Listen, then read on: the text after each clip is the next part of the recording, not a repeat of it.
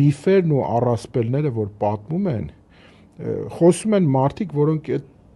տարիքը ունեն, այսինքն չէին էլ ծնվել կամ տակավին մանկիկ էին կամ չէին էլ խոսում, չգիտեմ, սեղանի տակով երևի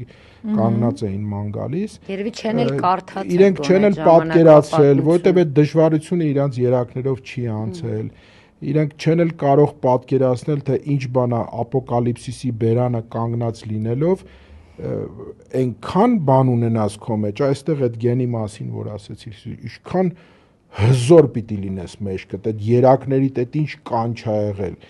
որ ոտի կանգնես, հողիդ համար պայքար տաս, շաքաղվում եմ, չգիտեմ ինչ գնահատականներ պիտի տաս, այդ նորանկախ, խեղճացած, այդ ճգնաժամային, այդ սովի, ծարավի եւ մնացածի մեջ, այս ժողովուրդը ոնց դիմացավ, ոնց կանգնեց, դրա հարյուրապատիկ ծանրությունը, հազարապատիկ ծանրությունը Արցախցու ուսին էր, Արցախցին ոնց կանգնեց, ոնց իր հողը պահեց,